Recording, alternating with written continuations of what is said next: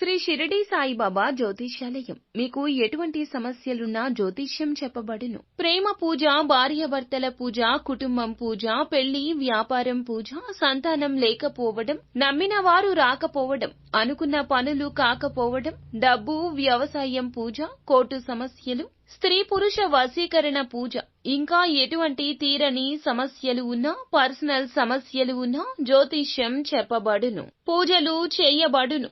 WhatsApp లేదా phone ద్వారా సంప్రదించండి. Phone number 9515466718.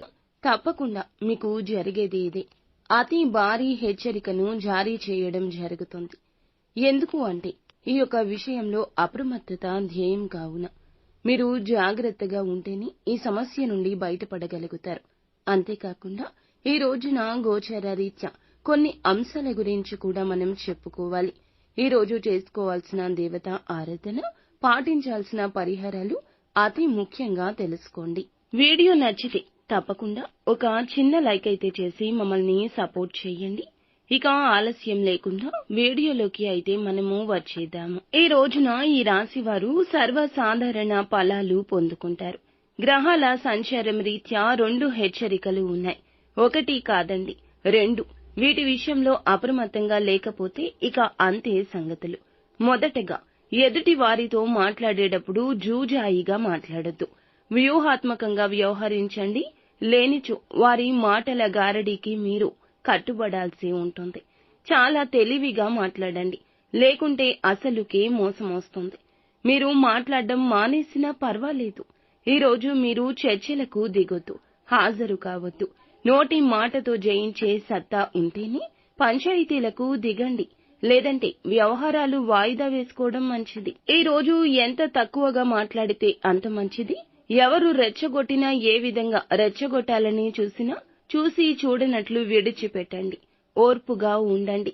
సుఖం అనేది తగ్గిపోతుంది. కష్టం అనేది బాగా పెరిగిపోతుంది. కష్టాన్ని ఎదుర్కొనే సత్తా కలిగి ఉండడం చాలా అవసరం. ఏ పని చేసినా దేవుణ్ణి నమ్ముకుని ధైర్యంగా చేయండి. వృధా ఖర్చులు తగ్గించుకోండి. లావాదేవీలు అప్పుడప్పుడు చెక్ చేసుకుంటూ ఉండండి. ఆర్థిక పరంగా ఎంత జాగ్రత్తగా ఉంటే అంత మంచిది. వ్యాపార రీత్యా కొత్త పెట్టుబడులకు దూరంగా ఉండడం మంచిది. భారీ ఎత్తున పెట్టుబడులు పెట్టే విషయంలో ఆలోచించి నిర్ణయం తీసుకోండి. ఈ రాశి జాతకులకు ఈ రోజున నిద్రాహారాలకు భంగం కలుగుతుంది. సమయానికి భోజనం చేయలేకపోతారు. చిన్న చిన్న అనారోగ్య సమస్యలు ఇబ్బంది పెట్టొచ్చు. రెక్కలు ముక్కలు చేసుకుని కష్టపడాల్సి వస్తుంది. దానికి తోడు మిమ్మల్ని ఎవరూ అర్థం చేసుకోవడం లేదనే తపన, బాధ ఎక్కువ ఉంటుంది. ప్రయాణం సౌకర్యంగా ఉండకపోవచ్చు. వాహన మరమ్మతులు తప్పవు. చేసే ప్రయాణాల్లో లాభాలు కలగొచ్చు. ఆధ్యాత్మిక కార్యక్రమాలకు కాలం చక్కగా కలిసొస్తుంది. మీరు ఓం విష్ణువే నమః అనే మంత్రాన్ని నిత్యము పదే పదే జపించండి. విష్ణుమూర్తి పటం ముందర 2 దీపాలు వెలిగించి ఏమైనా కోరికలు ఉంటే కోరుకోండి. ఖచ్చితంగా సిద్ధిస్తాయి.